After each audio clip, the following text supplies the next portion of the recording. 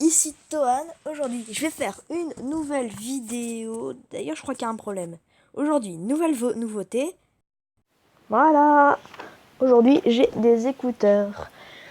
Et d'ailleurs, dehors, il pleut des cordes. Oui, il pleut toujours des cordes. Du coup, en fait, ça m'a mis d'humeur. J'ai eu envie de me faire une vidéo horreur. J'ai bien dit, dans les premiers thèmes, horreur. C'est pas le fait. Et aujourd'hui, je suis sur une application qui fait des histoires d'horreur. Plutôt cool, vous allez me dire. Moi, je trouve pas, mais bon. Et voilà, ça c'est une création du démon. Cette photo, là, je la déteste. Ça hante mon esprit depuis toujours. Voilà. Bon, je vais lire cette histoire faite par In le 9 mars. Je ne sais pas quelle année. Je vais parler fort parce que j'avais fait un premier test. J'avais même fait un jeu d'horreur, mais j'ai abandonné parce que j'ai remarqué qu'il n'y avait pas de son. D'ailleurs, j'aimerais bien que vous me disiez dans les commentaires comment faire retentir le son de ta voix, qu'on entend de ce que tu dises, mais aussi entendre le son du jeu, parce que du coup, moi, on n'entendait que ma voix, et du coup, la peur ne se faisait pas trop entendre. Bon, je sais que c'est pas trop grave pour quelqu'un qui fait ça seulement avec sa tablette et 2-3 applications à chier, mais bon, quand même. Bon, allez, on commence. La Dame de la Nuit. C'est l'histoire de deux filles dont l'aînée âgée de 12 ans est surnommée Ambre, et la seconde âgée de 5 ans est surnommée Emma. Un jour, lorsque les parents partirent pour une affaire importante, les deux filles étaient toutes seules chez elles. Elles regardèrent la télé jusqu'à minuit. Soudain, elles entendirent un bruit venant de la fenêtre. Alors Ambre ouvrit la fenêtre et vit une femme chantonnant. « Viens me rejoindre et tu seras mon meilleur ami éternel. » Les filles, mortes de peur, coururent se cacher dans les chambres. 2 jours plus tard, on les retrouvèrent mortes et quand les parents appelèrent la police, elle leur dit « D'après nos recherches, nous supposons que votre enfant sont susceptibles de meurtre causé par quelqu'un de surnaturel. » La légende raconte que si le soir, à minuit, devant la fenêtre, tu dis 3 fois « Dame de la nuit, je veux être ton amie », elle te tuera pour que tu puisses la rejoindre dans le monde des morts vivants. J'espère que vous avez aimé mon histoire. La prochaine fois, je vous raconterai des plus ensemble les couilles, ça. C'est un peu flippant. Ça m'a un petit peu foutu les boules. J'accorderai. J'en avais trouvé une bien flippante. L'ombre, voilà, l'ombre. La silhouette de l'ombre. Là, elle fait bien flipper et elle est bien longue. Et c'est là que mes talents d'acteur à chier vont faire leur apparition. L'ombre suivait toujours sa silhouette. Partout où elle allait, l'ombre la suivait comme un petit chien. Parfois, la silhouette allait dans des endroits sombres et humides et l'ombre disparaissait jusqu'à que la silhouette regagne la lumière. Elle grandissait ou grossissait tout comme la silhouette. Cette ombre était comme toutes les ombres, enfin presque. Car cette ombre avait une conscience. Oui, une conscience. Elle avait vu les parents de cette silhouette la frapper et malgré elle, elle devait mimer ce que le corps de la silhouette subissait. Pareil, quand les adolescents au collège embêtaient sa chère silhouette et qu'elle partait s'enfermer dans les toilettes pour pleurer, l'ombre pleurait avec elle. Au tout début, elle n'avait pas de conscience de ce qu'elle était, de quoi elle était capable. Puis au fil des temps, elle apprenait de plus en plus sur la vie et sur elle-même. Elle put même ressentir des sentiments. Ce fut quand les parents de sa silhouette la frappèrent plus souvent. Les camarades du collège l'embêtèrent jusqu'à la faire renvoyer du collège et que sa silhouette eut des pensées sombres et qu'elle comprit qu'elle devait agir. Elle réfléchit à un plan et elle trouva. Cela se passa pendant la nuit. La silhouette de l'ombre dormait à poings fermés. L'ombre se détacha doucement de sa silhouette. Elle se sentait incomplète sans sa silhouette, mais pour son bien, elle devait le faire. Elle quitta la chambre pour aller dans celle des parents indignes.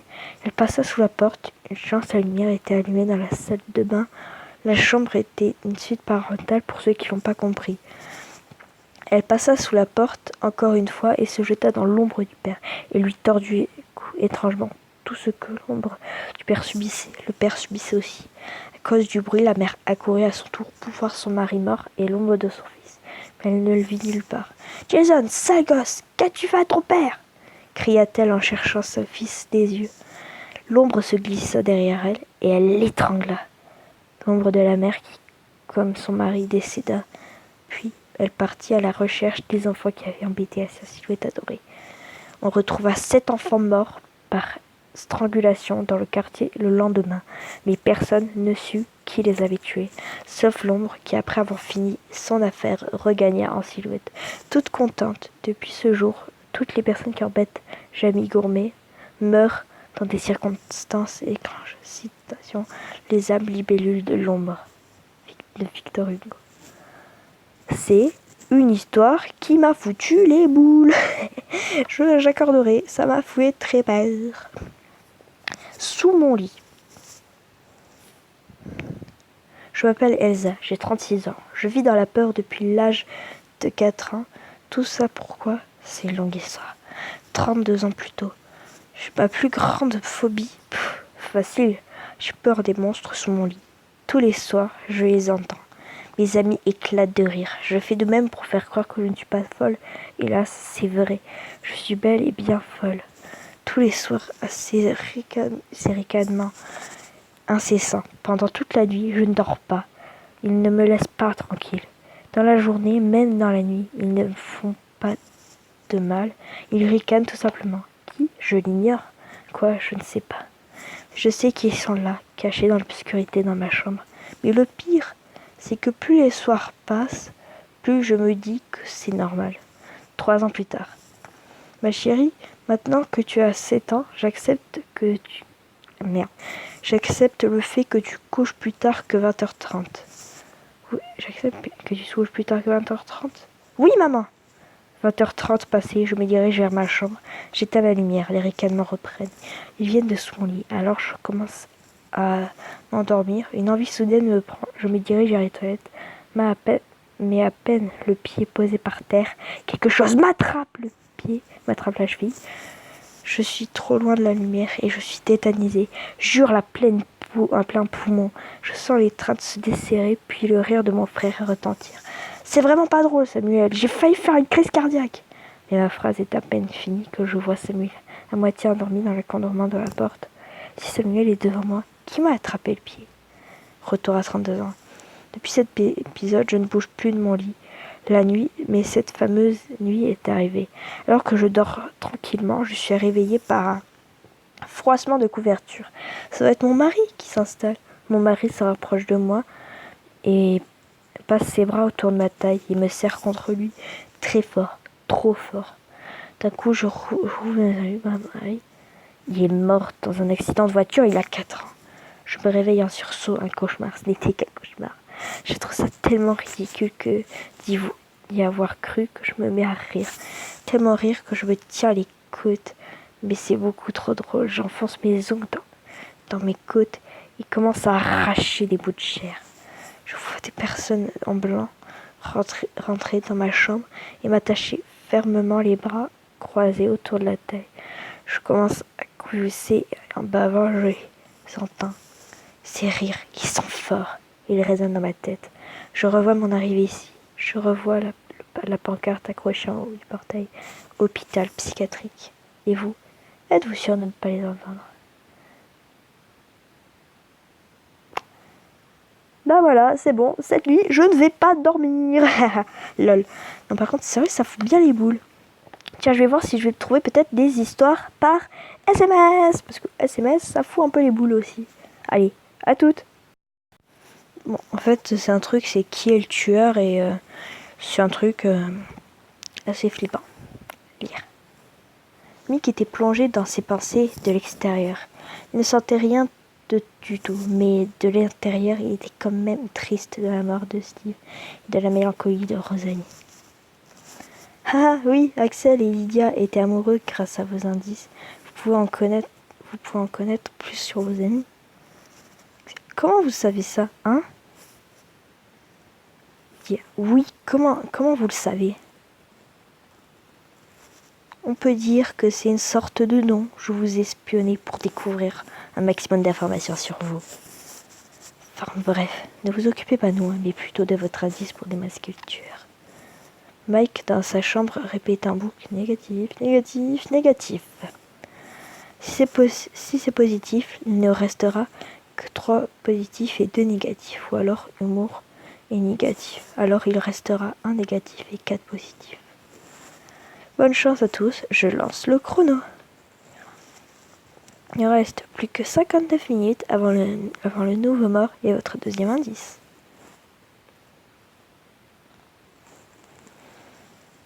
Mike était sûr d'avoir déjà trouvé le tueur. Pour lui, Amour était négatif. Il décide de former le groupe. Armand, Axel, Lydia et Rosalie. Il était persuadé d'avoir trouvé le tueur, mais avec le bouton soupçon. Mais peut-être que le tueur se trouvait actuellement dans le groupe. Mick, salut Rosalie, ça va aller? Ça doit être tellement dur de quitter son amoureux. À cet instant, il pensa à Lydia. Rosalie, pourquoi lui? Il était si innocent, cool, il était tellement gentil, et ce tueur de merde a décidé de le tuer. Je suis désolée, Rosalie. Armand, lui réfléchissait. Ah, Rosalie.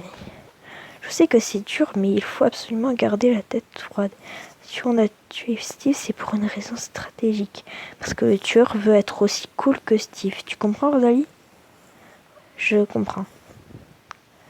Armand, comment peux-tu dire ça à Rosalie? Comment tu peux garder ton sang-froid?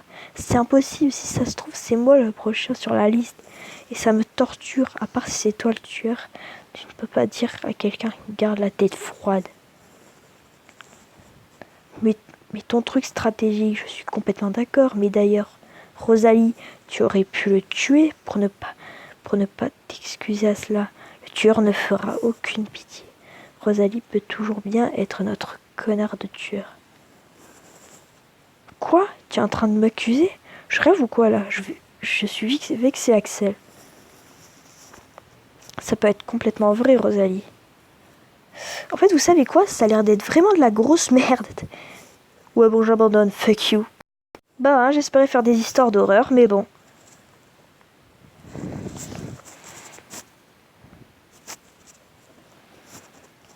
Moi, je vous dis tchuss, à bientôt.